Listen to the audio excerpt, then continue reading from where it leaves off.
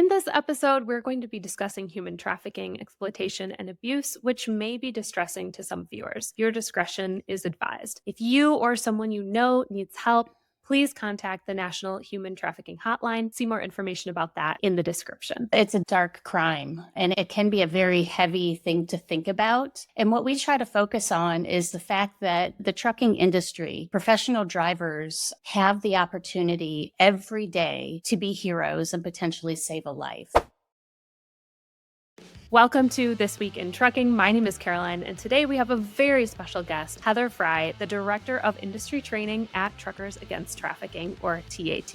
They started with the belief that every truck driver can be a crucial ally in the fight against human trafficking. Thank you so much for being here today, Heather. Thank you for having me, Caroline. Can you start by telling us what is human trafficking and maybe what are some of the biggest myths that people believe about it? Yeah, so human trafficking is the exploitation of human beings through force, fraud, or coercion for the purposes of either commercial sex or forced labor, where a third party is profiting off of the backs of other people. So there's always a trafficker or a pimp involved. A common myth I want to touch on is a lot of people think that it's typically a kidnapping situation that takes place, but I noted force, fraud, and coercion in the definition, and those three tactics are used as a means to lure a victim in, as well as keep a victim compliant. And so typically, a large percentage of those who are being trafficked actually know their trafficker.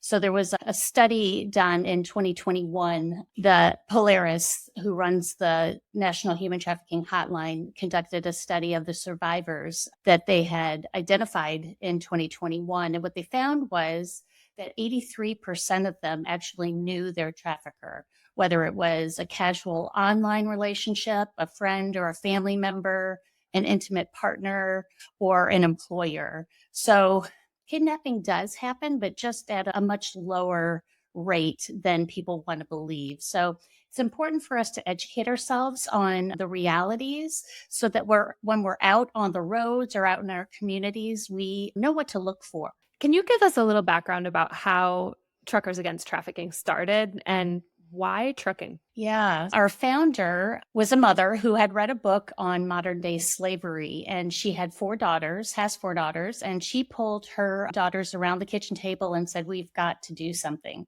And so one of the things that was in their awareness as a family is the hospitality industry. They had a family member that ran a hotel where truck drivers would frequent, and kind of a light bulb moment where they were like, who better than to assist law enforcement than truck drivers? They are trained to be vigilant.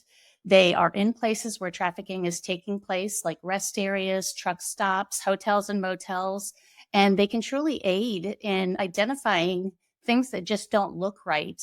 And all they need to do is simply make a phone call. So our training provides that education on the red flags to look for and what to do if a person thinks that they're seeing something. And the call to action is to simply make a phone call if something suspicious is taking place. I want to return back to what you said about the myths that people don't always understand. Where do those myths come from? Why do we have a misconception about who trafficking victims might look like or what kind of situations they might be in? I think Hollywood, number one, has done a great job of not a great job being misleading us. in misleading us. There we go. They have, shown us movies that make human trafficking look like a very sensationalized movie scene. And I think the other thing too is pimp culture has become very popular in the United States. So we glorify pimp culture. If you think about, Pimp My Ride or backpack ads, costumes for children that are of pimps. There are pimps and hose parties. So in the US, we've culturally created this perfect storm of glorifying pimp culture and dehumanizing a prostituted person. So if there's a person, let's say out on a truck stop, who looks to be selling herself, maybe she's smiling, maybe she's dressed provocatively, there is no way you can tell if that person is there of her own free will. There might be somebody telling her what to do, and she's going to go out there and do what she has to do so that she doesn't risk another beating or keep a family member safe. It's a dark crime, and it can be a very heavy thing to think about. And what we try to focus on is the fact that the trucking industry, professional drivers have the opportunity every day to be heroes and potentially save a life. So while it is dark and difficult to think about, I always try to instill a lot of hope in these conversations and in my presentations that yes, it's dark, but you have the power to help.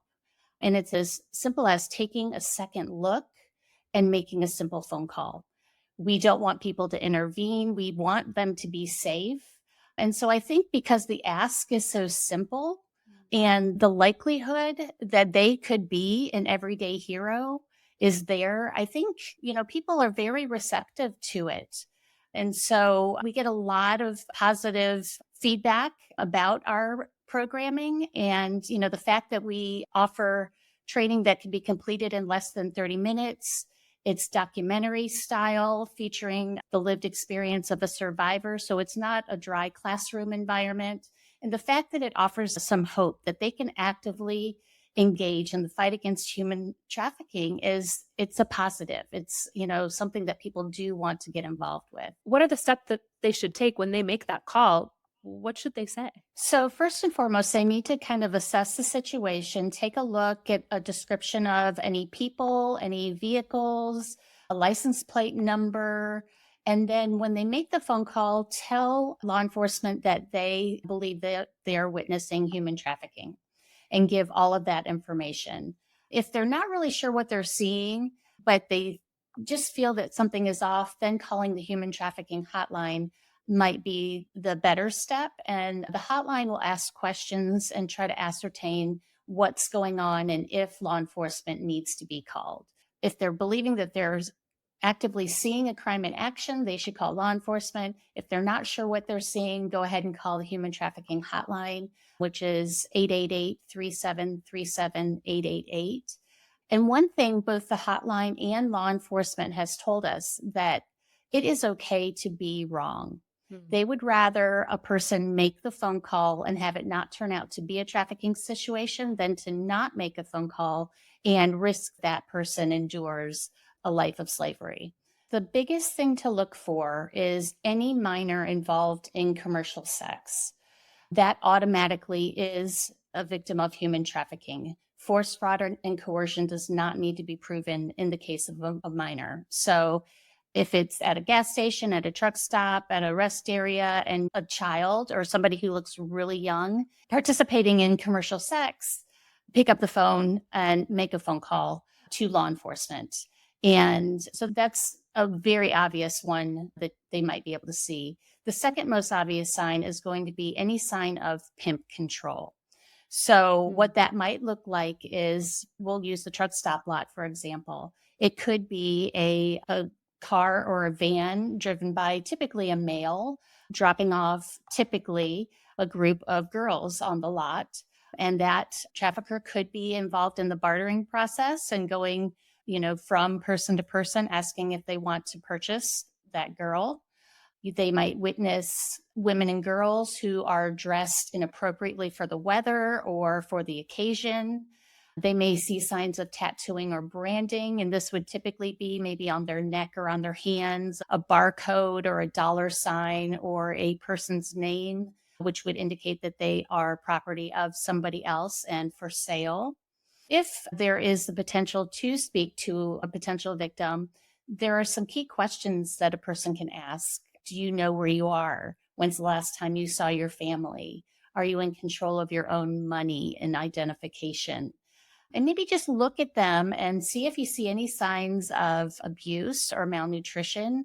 And really just showing a little bit of kindness and curiosity could open a door for you to ask a key question. Who's this guy that you're with? But past that, we don't want any sort of involvement with a potential trafficking situation. At that point, it would be time to disengage and make a phone call to law enforcement or the human trafficking hotline. How likely is that someone is just going to tell me what situation they're in or are they more likely to just try to hide it away? No, I think it does happen. We've got the instance of a truck stop worker who noticed a woman with a man and she seemed to be in distress. So she was able to catch the woman's eye and kind of mouth, "Are you okay?" The woman approached the counter and indicated that she was not okay. So Jessica Chapman was the truck stop woman's name, and she pretended to take down information for a rewards card and got the information from that woman and was able to call law enforcement and get that woman out of that situation. There definitely are situations where a victim is going to say, "Hey, I need help."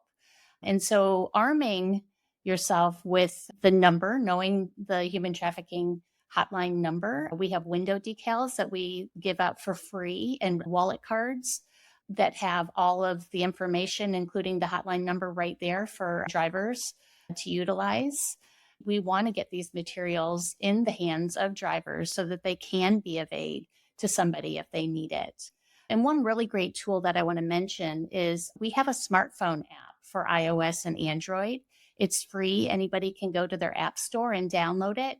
And it offers all of our training tools.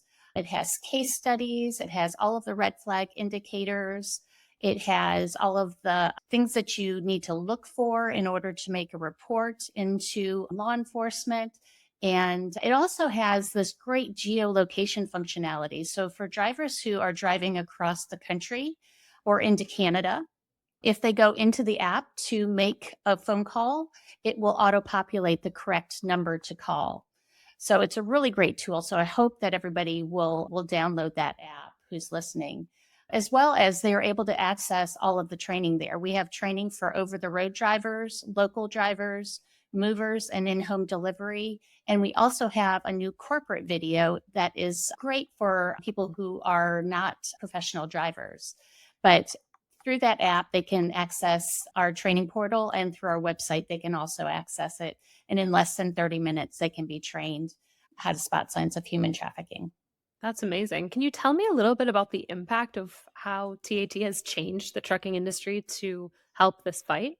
Yeah. So to date, we have trained over 2 million individuals with our free training. So Wow. what we're trying to do is build up a mobile army of eyes and ears out on the roads who are able to kind of shine spotlights in these dark corners where traffickers feel like they're hiding. We've got an army out there who can take a second look at situations and determine if a phone call needs to be made. So I think, right there that's huge. As best that we can, we want to help law enforcement because law enforcement can't be in all places at all times. So the trucking industry and truck drivers in particular with their training, they're able to really make a difference. Well, you mentioned there's a free mobile app with free trainings. I know that on the TAT website, people can find more information as well. If one of our listeners, a lot of our listeners are small business owners, they may have drivers on their team. So maybe they've learned something today. What can they do if they're interested in making sure that their team all gets trained and is aware of this issue? Yeah, so we provide multiple avenues to roll out the training. If you are an owner operator, simply go to our website and take the training directly from our free training portal. If you are a company owner and you utilize either an internal learning management system or an external learning management system, give me a call and we'll get you all set up with everything you need to be able to roll out that training. If you are a small company who doesn't utilize any of those, but you maybe pull together your employees into an in-person training, we'll deliver the MP4 version of our training. And you can knock out training in a half an hour for all of your employees. So we don't want you to recreate the wheel. We want it to be easy and accessible. And so we've got a variety of options for people to take the training. Great. Heather, is there anything else that you would like to share with our audience? Just that they can make a difference. And this is an important thing. And, a lot of us, we want to make a lasting impact with our lives. And we maybe don't know how to make that desire a reality. But folks in the trucking industry truly are positioned to spot signs of human trafficking and to do something about it. And it's a horrible, heinous crime.